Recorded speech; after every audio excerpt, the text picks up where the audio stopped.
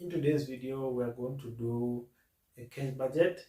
So grade 11, please make sure that before you leave this channel, you have subscribed and like this video. Also share with friends that are doing a grade 11, because this channel you will still need it more when you do a grade 12, because I have uploaded many videos that I was doing lessons to prepare grade 12 learners to write their examination. However, we still have more videos that are coming to prepare you guys to write your grade 11 examination as well as test. Okay, without wasting any other time, let's start with this video. In today's video, we are just going to do a part 1 of cash budget. So please make sure that you subscribe guys and like this video, so that whenever I post part 2 for cash budget, they will give you a notification that I have uploaded a new video. Okay, without wasting any other time guys, let's start with our cash budget.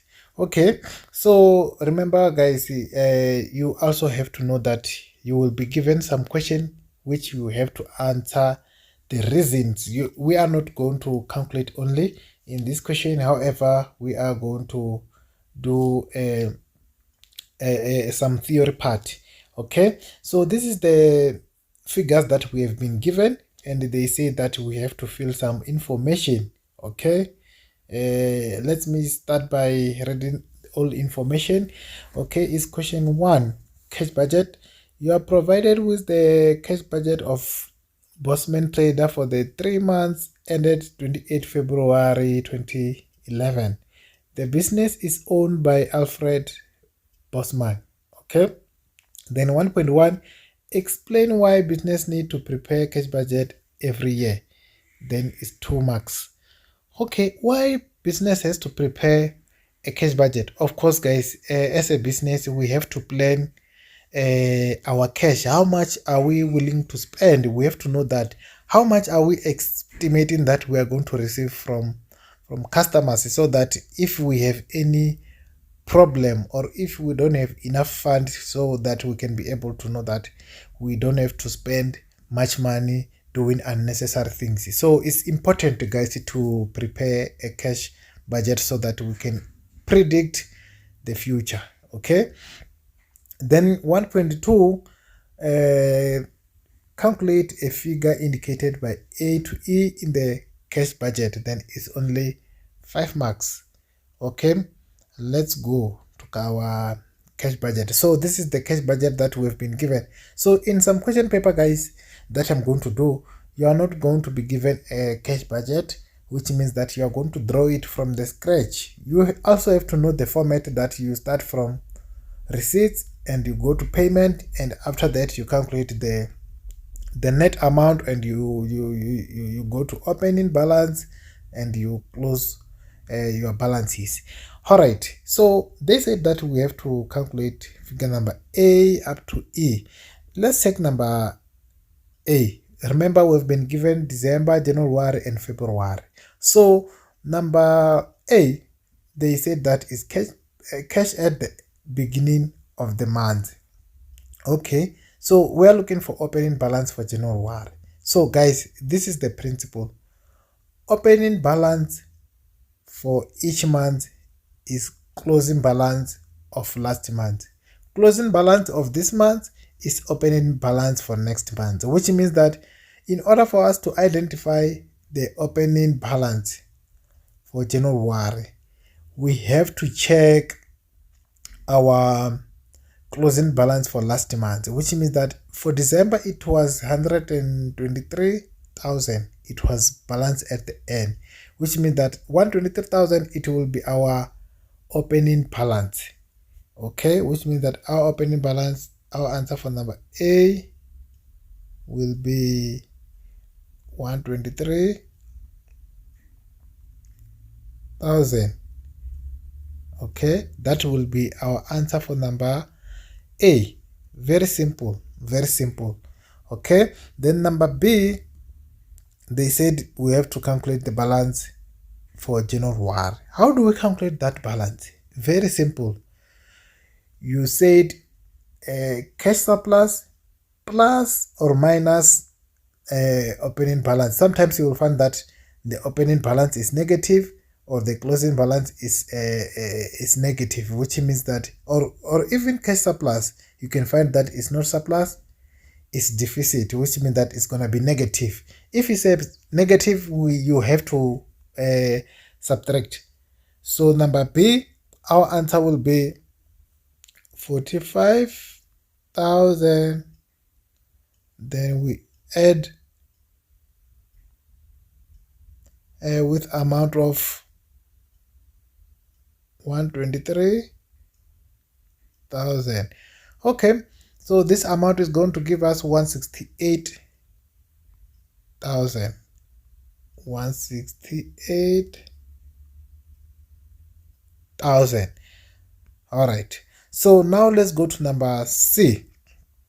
Number C, they said that we have to calculate a cash surplus or a shortage or deficit, okay, for February. Okay, how do we calculate? Very simple. In this case, even though we have some amount that is not given, we have been given the total already. You don't have to recalculate those total, guys, because they are already given. Okay, they are already given. That's why they even bold them. Okay, so how do we get it? Very simple. To get cash surplus or deficit, we have to say it, total receipts minus total payment. Total cash that we are expecting to receive minus payment or minus expenses is going to give us a surplus or deficit. Okay, so let's do this calculation. We are going to say 140,000, and then we said minus,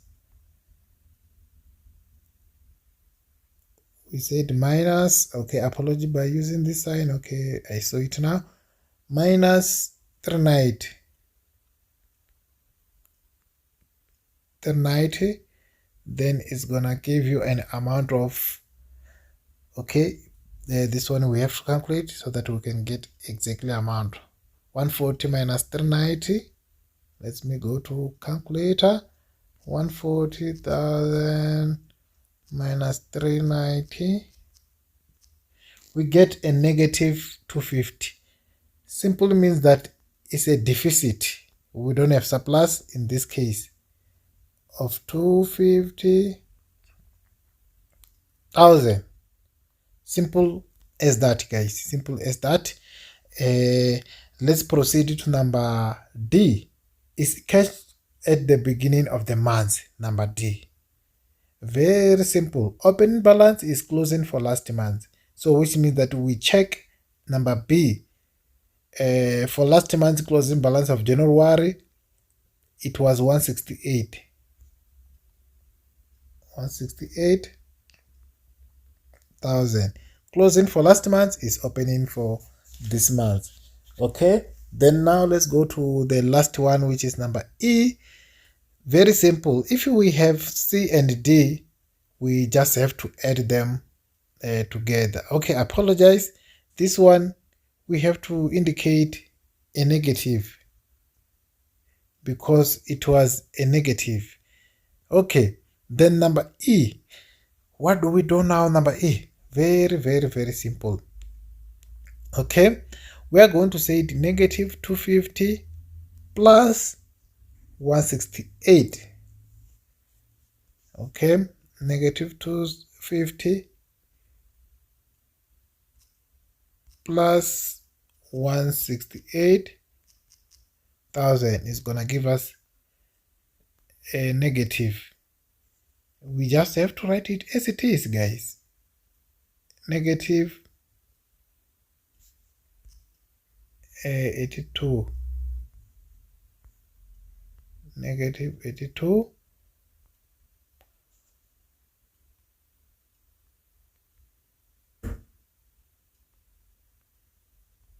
Negative 82,000. Okay. Then from now on, we can proceed to number 2. Remember, we were doing number 1. Okay. Number 2, let's go to question first and check. Okay. we were doing number 2, then now we're going to 1.3. They said the rent income was increased by 8% from January. Calculate the rent income figure for January 2011. The rent income was increased by 8%. Okay, let's check the rent income. The rent income on December, it was 9,000, and they said from January it has been increased by 8%. Okay, this is how you can calculate this one. Okay, we have to say it a 9,000. Okay, this number 2 is for question, guys. Our calculation start from 9,000. Okay, then multiply by, guys, in order for you to get straight to the answer, you have to say it 108 divided by 100. Okay, then it's gonna give you straight answer. Or guys, it's allowed to say it 9,000 multiplied by 8 over 100 or 8%. Then it's give you an answer that you are going to add it with 9,000 again. So it's the same. It's the same. Okay. Then now let's calculate this side. You can say 9,000 multiplied by 8%.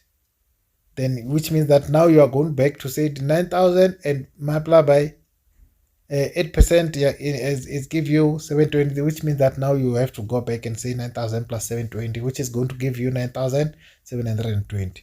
Okay, so if you want a straight answer, the way I was saying, you just have to say 9,000 multiplied by 108 over 100. It's gonna give you straight answer, which is 9,720. 9,720. Simple as that. Okay, now let's proceed. 3 marks for that, guys. Very simple. Okay, 1.4. Calculate the percentage increase granted to employees from January. Okay, you have to refer to salaries and wages for this one. Okay, in your opinion, you must also answer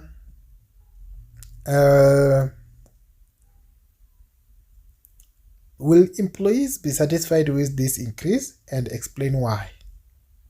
Okay, let's first check how many percent increase. Okay, we have to refer to salaries and wages under our expected payment. Okay, if you can check from December, it was 105,000.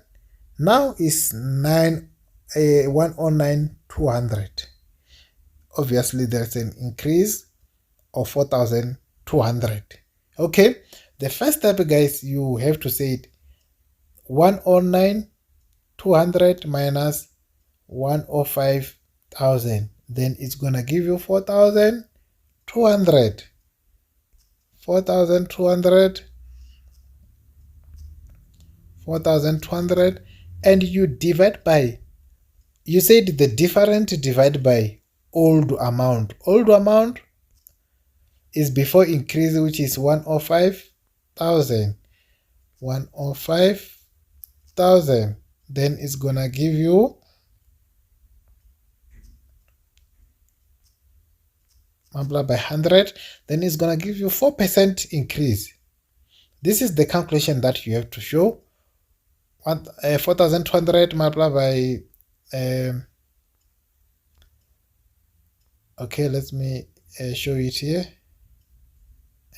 Move to number 3. You have to say it 4,200 and you divide by amount of 105,000 multiplied by 100. Then it's gonna give you a 4%, the one that we calculated there, a 4%. Now we have to come to theory part. They said, are they going to be happy employees? Obvious is a no. is a no. They're not going to be happy. Remember guys, we have to check our inflation rate, which is running around 7%. So we also have to consider the norm of interest. If you check the normal interest of the loan, something like that, it's running around 11%. So, and employees, they are only getting 4%, which is not enough, because the reason you can say 4% is less.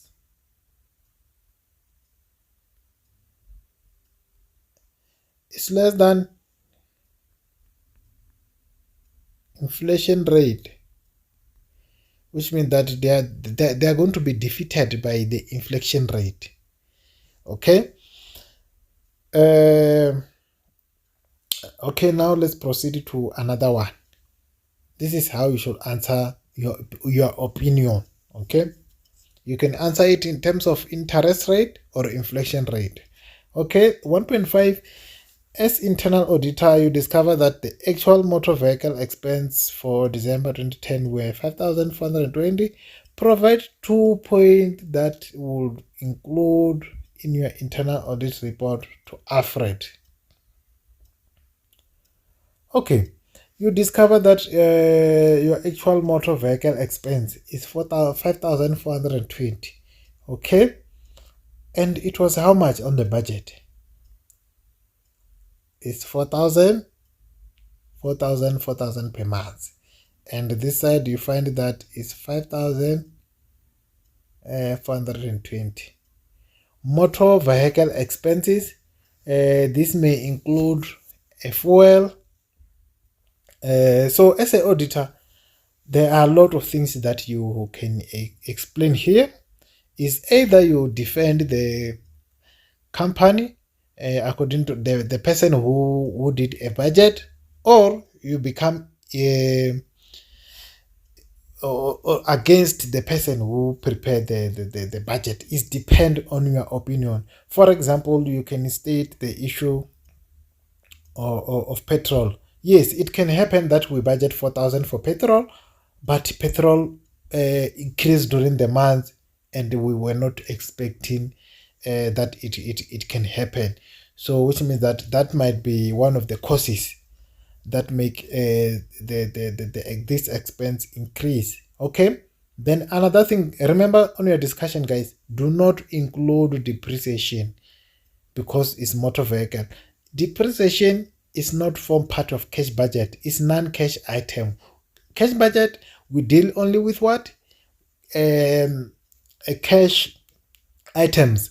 Okay, I'm going to explain further I have another question that we are going to do the difference between cash budget and income statement. I'm going to explain further this question. You just have to make sure that you have subscribed guys, and you like this video, so that when I post part 2, YouTube can remind you that there's a video that have been uploaded. Please don't forget that, my people. Okay, now let's go to 1.6. A new vehicle will be purchased for 139,500 on 31 January 2011. The business will pay a deposit of 20%, and the balance will be financed by East Bank. Alfred will repay East Bank in equal monthly installment over 3 years from 28 February 2011. Interest will be paid to East Bank monthly on the balance outstanding at a rate of 11% per annum.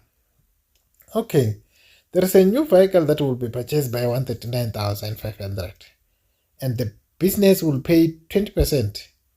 Okay, and the remaining balance will be paid on installment. Okay, the question now said, calculate interest payable to East Bank in February 2011, which means that the interest is going to be calculated at 80% of that amount, because 20% has been paid cash as a deposit. Okay, 139,500, you firstly have to multiply it by 80%.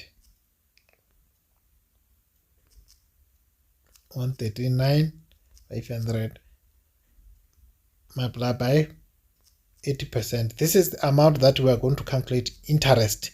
And they stated that the interest is 11%. Okay, per annum, guys, per annum, per year. Okay, so multiply by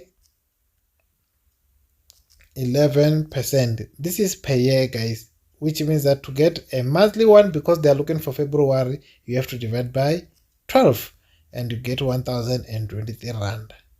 Okay, 1,023 rand is the answer for 1.6. 1,023 rand is the answer. Is the first answer actually, because we have two answers here. Okay, then number 2, they said calculate a monthly repayment on capital portion of the loan to East Bank. Okay, a capital amount, guys. This is the repayment excluding what? Interest. Okay, remember. Okay, apologies about this. Okay, yeah. Remember, guys, this amount was how much? 139,500. 139,500. We firstly have to recalculate this. Okay, remember this is the amount that we are owing to this bank, and we have to determine how much capital that we have to pay. Very simple. We must first check how long are we going to pay this vehicle. Okay, they said it will be financed over 3 years. 3 years is how many months? 36 months.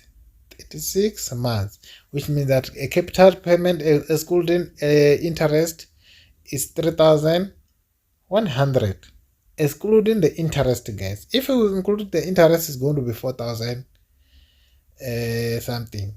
Okay, so it's 3,100. 3,100 is the second answer. 3,100. All right, now we have to calculate expected receipts from debtors.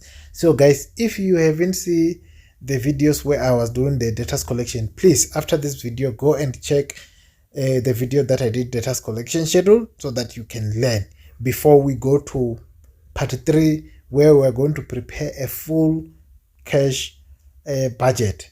Okay, now we have to calculate expected receipts from debtor for January.